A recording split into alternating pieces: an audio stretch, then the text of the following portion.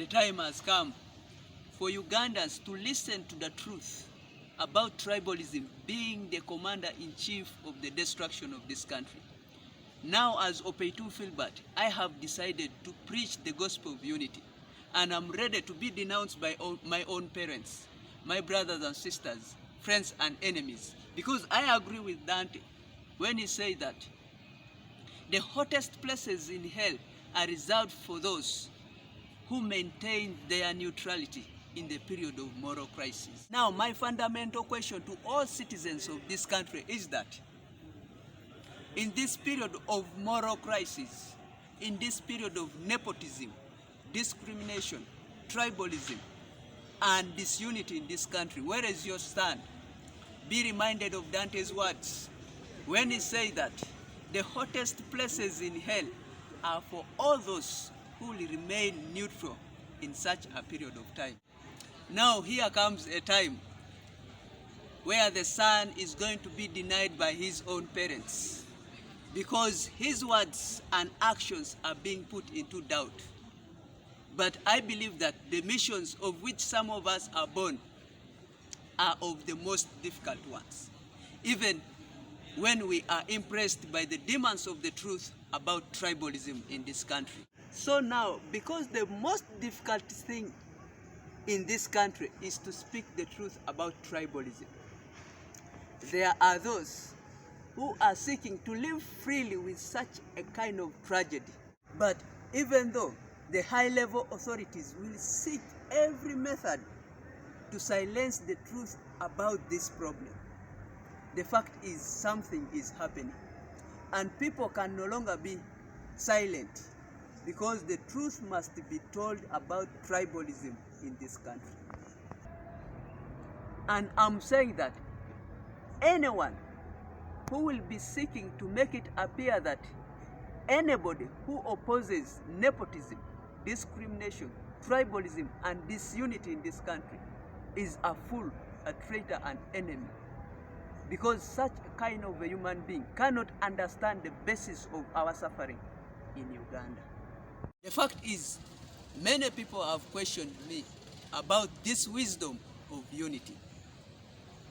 They ask, why are you wasting your time speaking about something which cannot be achieved?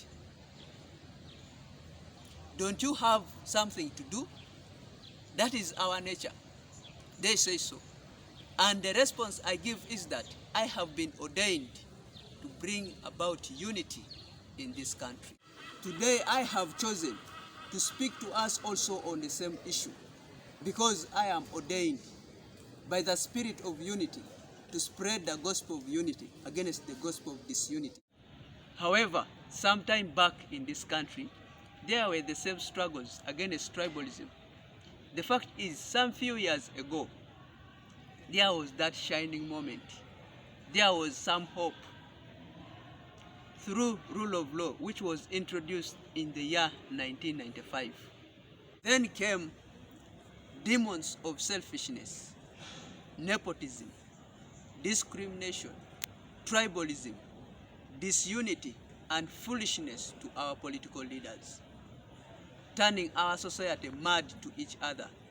The fact is, unless and until the citizens of this country embrace that we are brothers and sisters, we shall never realize our potential, like our brothers in Tanzania enjoying the benefit of togetherness. Today I have decided to remind everyone listening to me from anywhere you are that I'm a Ugandan by identity and an African by nationality. So the habit of the Iteso looking at the Karamojong as their enemies, the habit of the Baganda looking at the Banyankole as their enemies, the habit of discrimination, tribalism in this country is not a rightful thought. Therefore, today I have decided to raise my voice to every citizen of this country that we are one, from one mother Uganda and one father Africa. In this matter of unity, my fellow youth, the young generation, the old, and our leaders, whoever is against unity whoever is against the gospel of togetherness is our enemy. So we must be ready to die with such an individual, because we have suffered enough.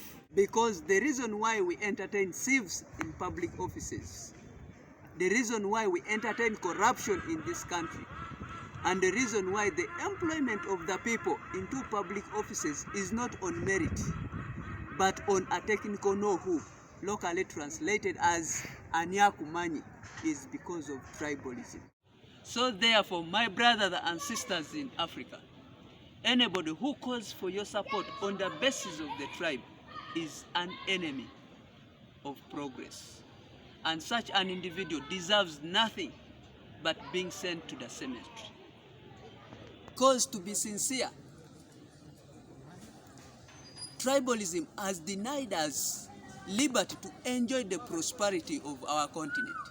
And it is making us to face cruel arrogance of our brothers and sisters who are the ruling class.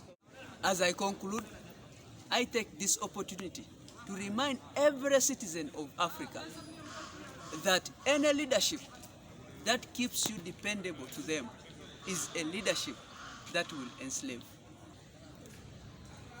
As once said by Octavia Butler, that choose your leaders with wisdom and aforethought, because to be led by a coward is to be controlled by all what the coward fears. To be led by a fool or a drunkard is to be controlled by all the opportunists who control the fool or that drunkard.